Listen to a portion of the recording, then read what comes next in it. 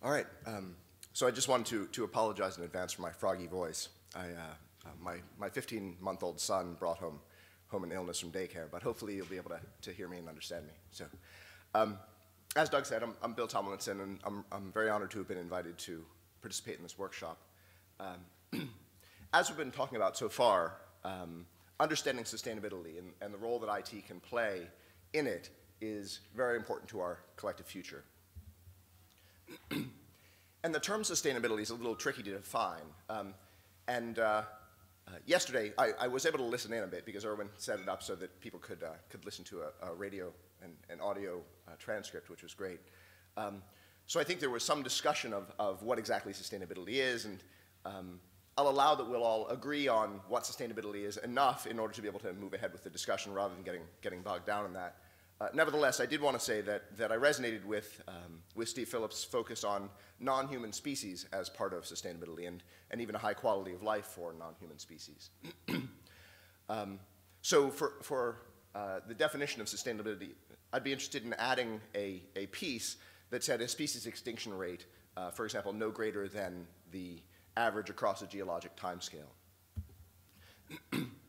And in the process of enabling the world to become more sustainable, I'd argue that modern information technologies are among the most powerful tools we have at our disposal in this process.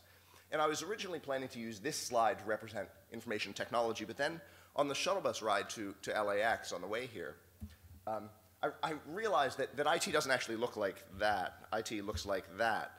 This is my shuttle bus driver checking his text messages at 70 miles an hour on the 405. I was excited. I got the speedometer. I was very pleased to get the speedometer to demonstrate that it actually was at 70 miles an hour. He had his laptop and 2 mobile phones and a bunch of other gear. And this is what IT really looks like for a lot of people in the world.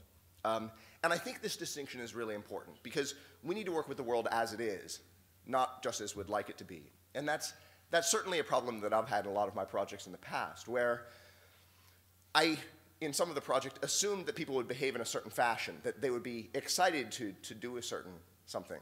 And then after engaging in the process and building systems for quite a while, I realized that like wild horses couldn't make people behave in that fashion.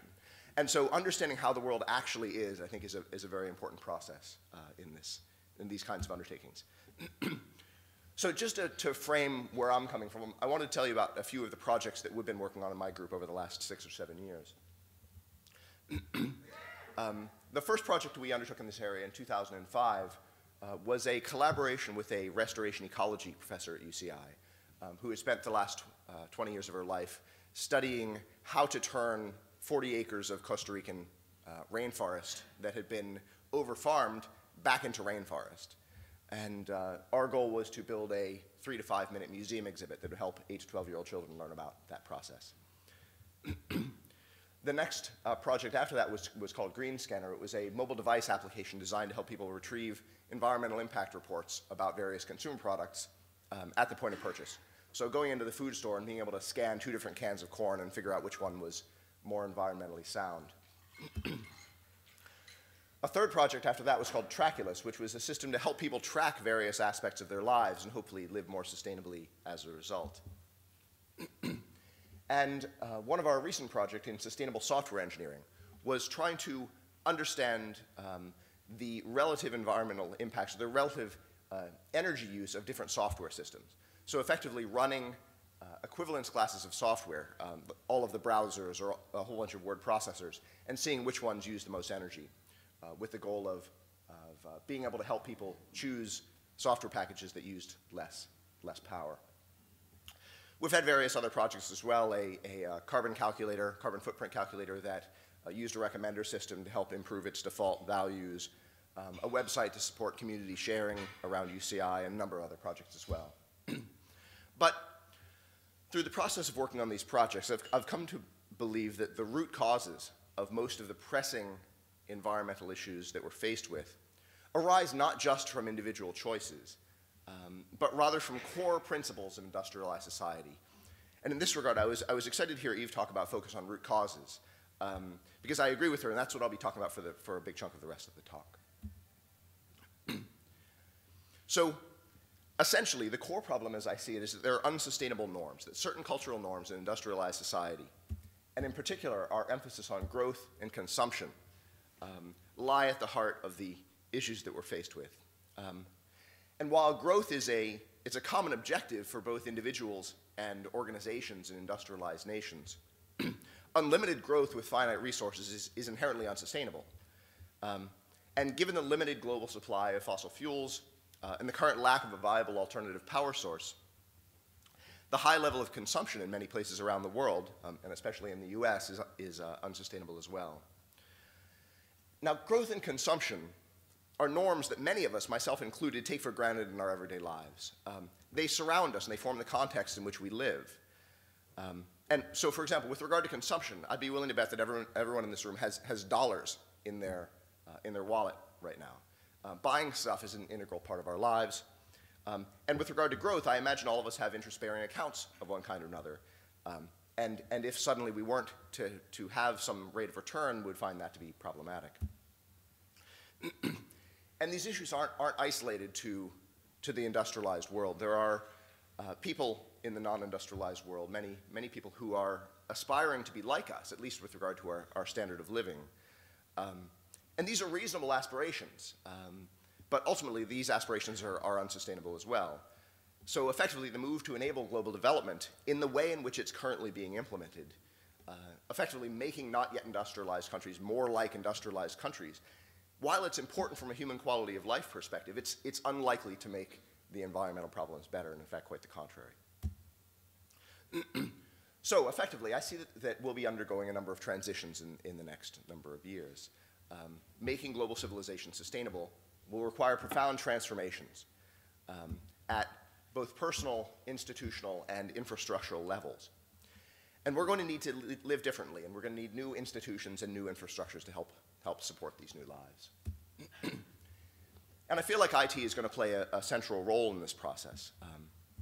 As I discussed in my recent book, Greening Through IT, that Doug mentioned, environmental issues occur on very large scales of time, space, and complexity. But evolution has tailored humans to be better at dealing with narrow time scales and spatial scales, good at solving problems like, where is lunch and how can I avoid this boulder that's gearing up to fall on my head. And IT can help bridge this gap. It can enable us to understand the complex chains of causality that underlie the global climatic disruption, biodiversity loss, sea level rise, and the other environmental issues that we're currently faced with. However, IT is also implicated pretty strongly in the existence of these issues themselves. IT is, at its essence, a force multiplier. It helps people do whatever we want to do, only more so. And so, if our civilization is on a sustainable trajectory, IT is going to help us achieve that more effectively, get to the dynamic equilibrium of sustainability sooner. But if our civilization is not on such a trajectory, IT will likely just help us get to the end of our resources faster as well. It effectively amplifies culture. And so the goal of this workshop is to explore the fundamental research challenges of the growing field at the intersection of information technology and sustainability. And while there are lots of really exciting projects at the juncture of IT and sustainability, some research in this field, including many of my own projects, unfortunately, have been exploring areas whose indirect effects may make their sustainability implications ambiguous, or that deal with symptoms rather than with root causes. Efficiency, in particular, I think is a thorny issue. While at first glance, efficiency seems really well aligned with sustainability, there are an array of indirect effects that make it unclear whether efficiency actually does make our systems more sustainable. So, for example, many of you are likely familiar with the Jevons paradox, where in 1865, William Stanley Jevons found that increasing steam energy efficiency, or steam engine efficiency, actually led to greater coal usage rather than reduced coal usage as new industries adopted the steam engine. And similarly, there's a thing called the income effect, where when people or companies make their systems more efficient, they ultimately have some savings of money. And typically that savings is then reinvested in economic growth rather than used to make the world more sustainable. And so assuming that efficiency is inherently aligned with sustainability, I think is potentially challenging, even though it's intuitively very satisfying. And UBC professor Bill Rees has a term that I really like regarding this, that rather than making the world more sustainable, it's just making the world more efficiently unsustainable. And that's a challenge that I think is worth keeping in mind. So similarly, a lot of projects focus on symptoms, so things like biodiversity loss or CO2 sequestration. And I feel like these projects are really important to pursue, but these efforts may not, in the long run, be able to counter the facts of an industrialized, growth-oriented, consumption-based global civilization. And efforts to delay the worst effect of global climatic disruption and all the other environmental issues that we're faced with are necessary, but they're probably not going to be sufficient for the task at hand. And just so I'm not pointing the finger outwards too much, I wanted to point out some shortcomings in my own projects.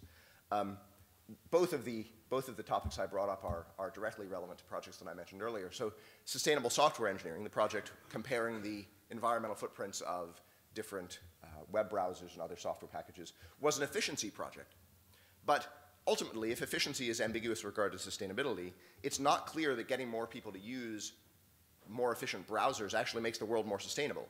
It may just make them more efficient consumers or more effective at their work making stuff, rather than actually leading to long-term sustainability.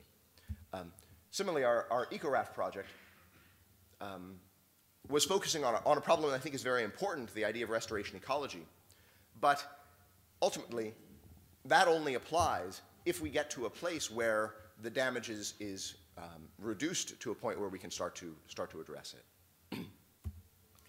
So, if the goal of the workshop is to come up with what are the important research areas, what are the important things to work on? And what I'd like to say is that we need to make the world so we don't need a new phone every 18 months. And we need to make the world in such a way that people don't need to commute 16 miles each way, which is the US national average. And we need to reduce the number of people who are effectively living in deserts that have been landscaped to look like gardens. And so coming from Southern California, I'll point the finger this way on that one, because UC-Irvine has a gorgeous, gorgeous campus, and in like 3 days, if the sprinkler system broke, it would go back to being scrub brush. We need to reduce the number of people who are eating unsustainably. Red meat has, it takes 40 calories of fossil fuels to make 1 calorie of beef protein, compared to a 2-to-1 ratio for tofu protein. And we need to make the quality of life for people in non-industrialized nations or developing nations around the world high enough that more people are able to see past their next meal in order to engage with sustainable topics more effectively. So in essence, we need to transform culture. And all of these, they're social and institutional and infrastructural problems. But many of them may be supported by IT tasks. And so to address the root causes of the environmental problems around us, we need research that explores how IT can help to alter the unsustainable cultural norms and provide alternate narratives that revolve around low-impact ways to address core problems of human sustenance and well-being.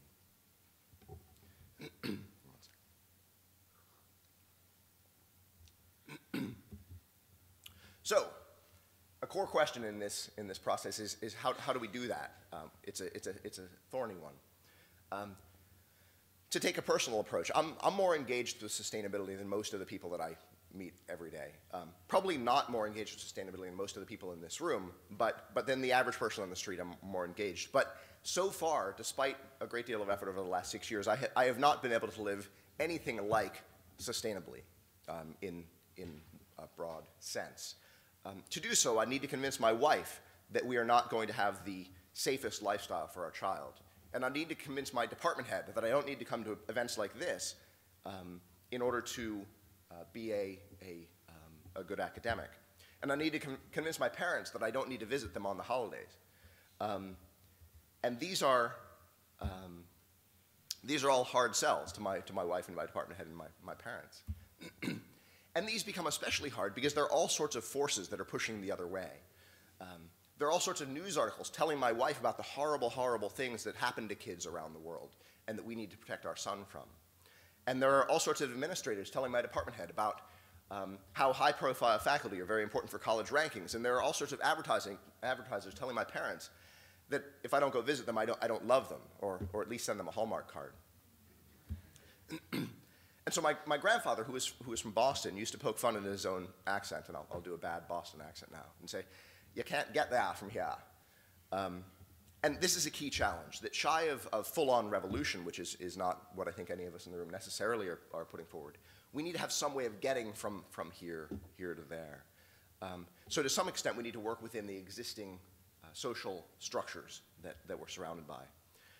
Civilization, for better or for worse, provides a reliable playing field for people's everyday endeavors.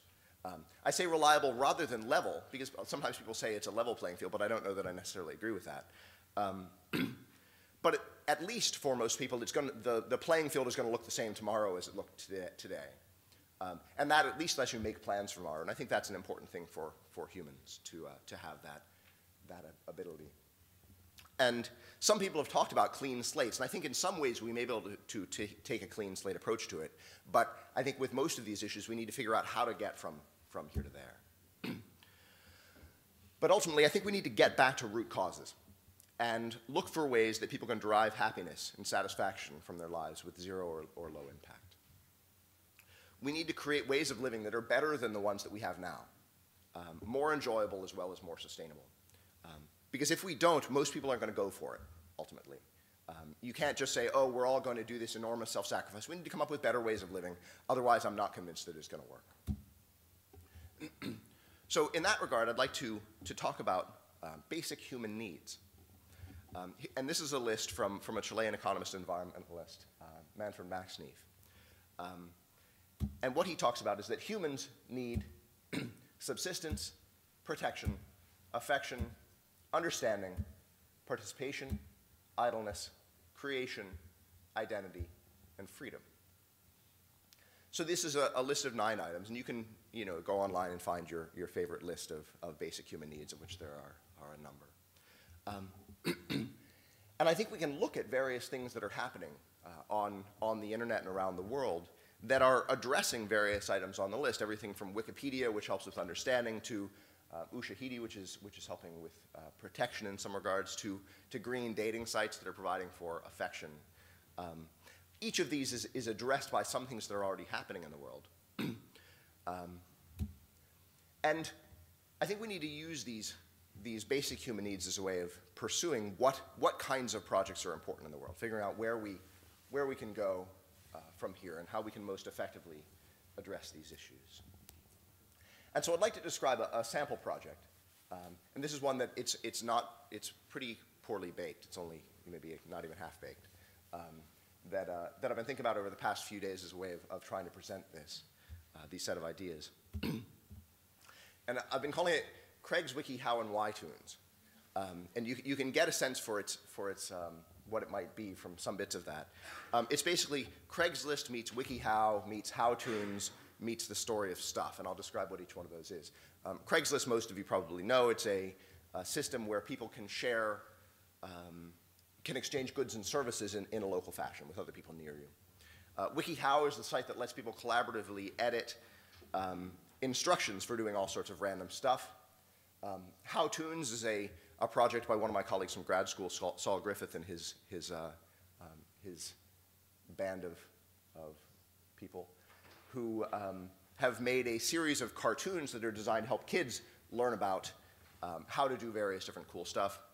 And the story of stuff is an animated online video that describes some of the underlying ways in which civilization is currently unsustainable. And so effectively, what I would see this as being is an educational resource of animated how-to guides that are locally relevant and collaboratively created and practically applicable. These are ways to live your life that will be sustainable in your particular location, and that is context-rich, that's embedded in where you are, and that is also adaptive over time. So as circumstances change, these videos can also be updated to reflect it.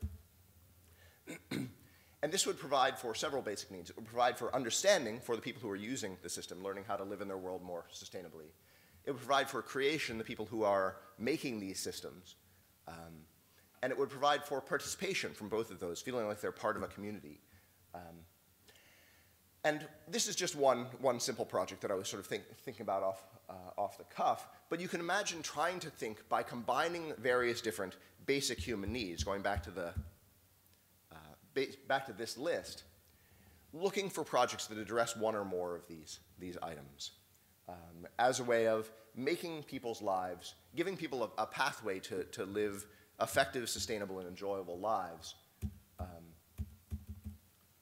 And an important part of this, as I see it, is also going back to what I was talking about before, that this is an especially hard problem because there are an array of forces that are opposing it.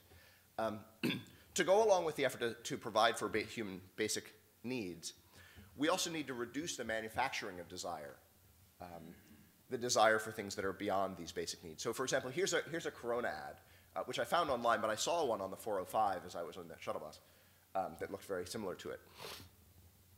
And the ad suggests, I think, that if you drank Corona, your life would be like a tropical vacation instead of whatever miserable circumstance you currently find yourself in.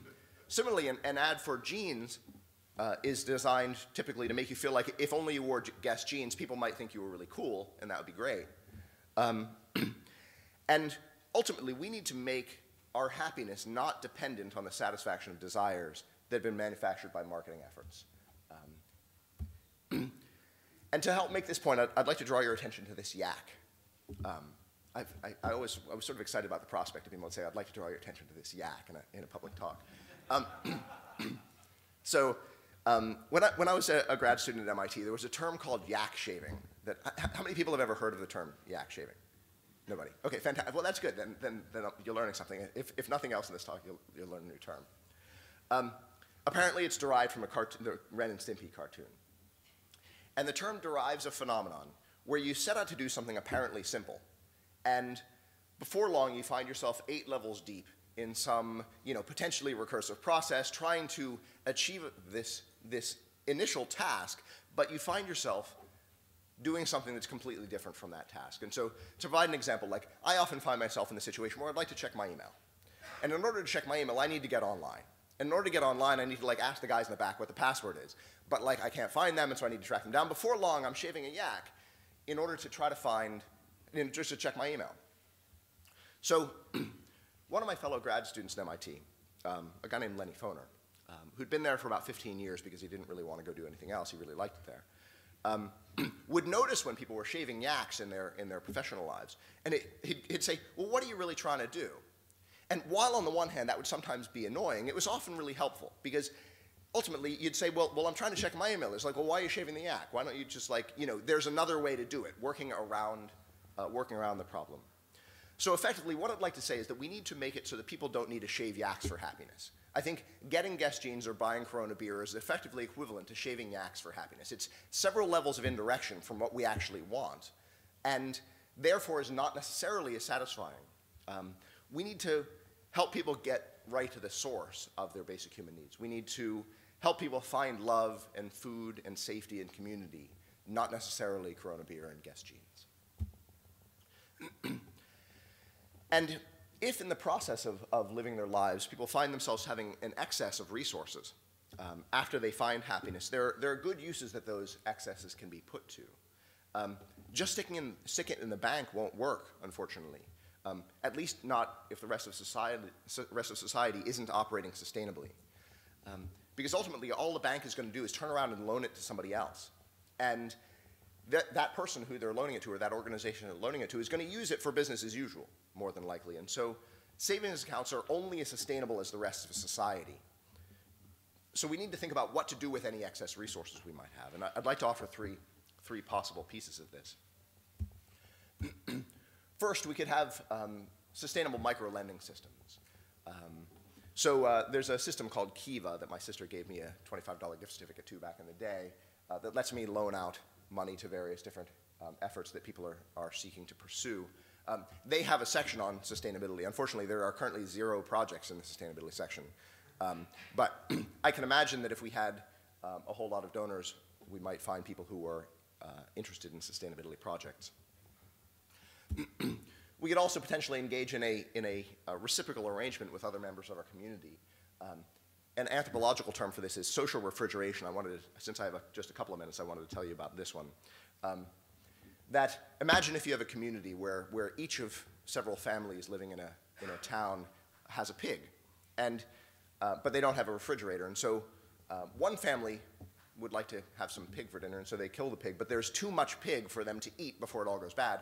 And so what they do is they give bits of it to the other families in the area, and they're effectively refrigerating it because they're giving it to other groups who will then, when they kill their pig, return that favor. So through reciprocity, you can take goods that are hard to break into chunks and allow for the community to share them in an effective way. And a third way, and this is from a column in Interactions magazine that was edited by Ellie Blevis in the Sustainably Ours column, is via pro-social conspicuous consumption. And I wanted to take a minute to describe what this is. And for that, we need to have a brief diatribe or a brief diversion into evolutionary biology, so I hope that's okay. So I'd like to talk briefly about peacocks. The way male peacocks have big, beautiful tails. And this is a result of something that evolutionary biologists call the handicap principle. The idea that the reason that a tail is beneficial, a big tail is beneficial, is that it demonstrates that you're a very good mate choice. Because if you were able to arrive at a state of adulthood with a big, beautiful tail, that means you must have fantastic genetic material, because otherwise the snakes would have totally eaten you.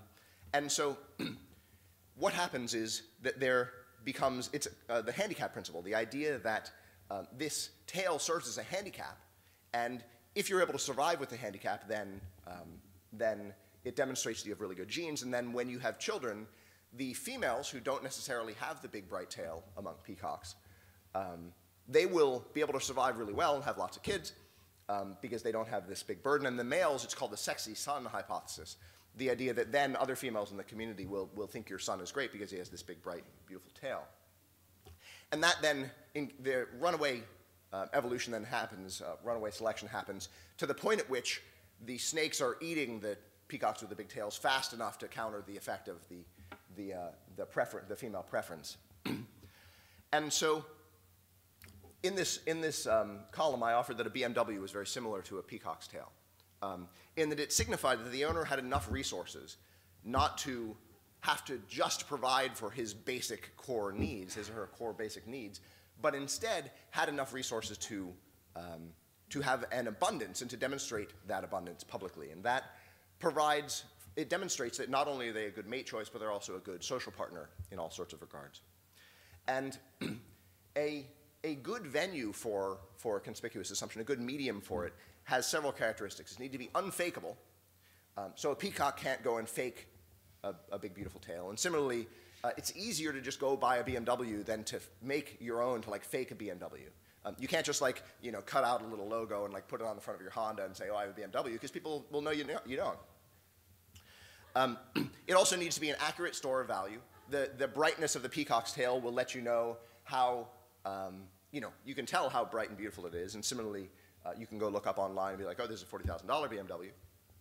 And it also needs to be obvious. And so the point for this evolutionary biology aside is that squandering resources, which humans seem to love to do, I don't think it's going to go away. I think it's deeply entrenched in our evolutionary biology. And so what we effectively need are ways of allowing people to engage in this conspicuous consumption, because it's an important kind of social signaling in ways that are pro-social. We need effectively a sink for this squandering, where with the peacocks, the snakes collect the excess. With the BMW, the shareholders collect the excess, the BMW shareholders. And we need a way in which people can do this kind of signaling in a pro-social way. What exact form that's going to take, I'm not quite sure, but I feel like in terms of investing excess, that might be a relevant aspect. And so, what's that? Oh, exactly, right. Paying the $7,000 bonus for the Prius to demonstrate that you are willing. Not only do you have the excess resources, but you're willing to devote it to this cause. So thanks. Good example. Okay, and so to start wrapping up, these are ultimately not new ideas. Sharing and affection and collaborative creation are as old as humanity, and many academic disciplines and researchers and social activists have been talking about cultural change in response to environmental concerns for quite a while. And many of these ideas came out of discussions with Paul Durish, one of my colleagues at UCI as well. But ultimately, we need more IT researchers who are working on these kinds of problems, these kinds of projects. And we need some pretty bold plans to help people live fulfilling lives with less environmental impact. Incremental change no longer seems like it's going to get the job done from my sense of the problem. And if we're going to have economic growth, we need economic growth as in character growth, not as in tumor growth. And we need only that consumption that provides for basic human needs, rather than needs manufactured for the purpose of driving economic growth. Without these cultural shifts, all we can hope for is the delay of the onset of the kinds of abundant, looming environmental issues that we're faced with. And without these cultural shifts, we might soon need other research areas beyond IT and sustainability. And they might have names like collapse computing, or descent technology, or peak IT. So with that, I'd like to leave you with one of my favorite cartoons that I also found on one of Bill Reese's presentations that I think describes one of the reasons that we're faced with a real challenge. This describes potentially a business perspective. It's a guy presenting to his shareholders, and he says, "And so, while the end of the world scenario will be rife with unimaginable horrors, we believe that the pre-end period will be filled with unprecedented opportunities for profit." Thank you very much for your time.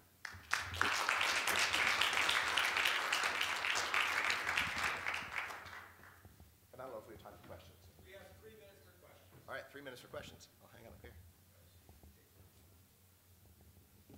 Any question? So as I was, okay, go ahead. Sure, no, you know what you mean. I'm not the organizer. So I loved your talk. Thank you very much. Oh, sure. Very thoughtful. What about the fact that there's all this hidden cost in things that we consume that people just discard? So if we, again, kind of back to the root cause, how do you curtail people's consumption? How do we use IT to do that? It's unfathomable. I'm not exactly sure, except there's this economic force of people put all these materials for advertising. There's no cost associated with the pollution of the throwaway stuff that we manufacture. All the hidden costs. Couldn't we pass that on to kind of curtail these desires that are unsustainable? Yeah, I mean, I think I like the term hidden costs rather than no cost, because you're absolutely right. One of my favorite statistics I came across was that the amount of energy in 1 barrel of oil is the equivalent of 8.3 years of human manual labor. That 1 barrel of oil is the same energy as like if I, with a shovel, went out and worked full time for 8.5 years. And I think that's pretty significant. So you're absolutely right. The packaging, right. Anything really. There are a ton of hidden costs. And then governments are stuck with cleaning it up, and they're broke. but I think there are all sorts of examples of people curtailing their desires because they understand that it's not quite right. Because I'm sure heroin is awesome. I bet, like, if I were to shoot up heroin, I'd be like, oh, wow. But I don't do it because, like, I know that there are these problems that are associated with heroin. And similarly, like I love donuts and cupcakes and stuff like that. And like, I don't eat them because they're wonderful for like 20 minutes, and then I feel miserable. And so, it's a big chunk of human civilization and human lives is about the delaying of gratification. The idea that we can potentially live happier lives in a broader time scale by giving up short-term satisfaction in exchange for long-term satisfaction. I think you can potentially sell these things. That the idea of consuming something for immediate gratification, while it's a fine thing, it potentially sets up. I forget who used this term, but the hedonic treadmill. That in order to be more happy, I then need to go out and get like a whole case of Corona or whatever in order to make my life better. And so. I think there are mechanisms in place that can allow us to prevent some of these processes from running away as they currently have. But I think they need to arise out of actual human happiness, because I think the big problem is that most people they're fearful and unhappy, and they're fearful that people aren't going to like them, and they're fearful that society is going to collapse, and they're unhappy because their boss is a jerk, and there are all of these things. And so I think for people to be willing to change their lives, what's interesting is that I come from this for a long time, I was sort of deeply misanthropic. The idea was like, oh, well, people are just being selfish or bad. And, but I've come to realize that the only way you're going to get people to change is to give them viable alternatives. Otherwise, they're just not going to go for it. So I don't know if that gets to your question. Yeah, but yeah. All right. Well, We can talk more. Okay, sounds good. Thank you. I really enjoyed the last part of your talk, especially in focusing on root causes and how to address them. And I was struck by the fact that the list of factors and ways to address them have largely been, engaged in by indigenous peoples who, they've been sustainable for thousands of years, unlike our culture. And I'm wondering, how much do we have to reinvent these wheels or claim them as our own, or can we just go and learn those? Maybe they might not be called information technologies, but they do this all the time, and so maybe we should learn from them, or maybe that's not the way culture works. Maybe we have to reinvent it so we own it more. I think that's a really interesting topic, and I've been very interested in some of the talks that have been happening around the idea of ICT for D, looking at information communication technologies for development. But someone, I forget who it was, I think it was an art student, put together what was effectively a joke competition, a joke conference, I think it was, that was the inversion of that. It was, I forget what his name was, but it was effectively people in the non-industrialized world designing systems for people in the industrialized world, because ultimately they have certain things going for them that we lack, and particularly in terms of sustainability, and it's sort of paternalistic to think that, like, oh, we have all this stuff and we know exactly how to do it, and like, we'll tell you how to make your lives better. That in fact it may be that we're currently living this horrible, unsustainable life in terms of our consumption, and they can tell us how to live our lives better. And ultimately, I don't know that either one of those is exactly true, but we probably need more conversations. And you're absolutely right, that more communication between organizations and people and individuals that know how to live sustainably in certain contexts, and that we can then hook up with modern advances in information technology that many of the people in this room are experts in. I think a two-way flow of information will be really useful in that regard. And so thank you. I think that's a really important contribution. Thanks, Ken. All right, thanks.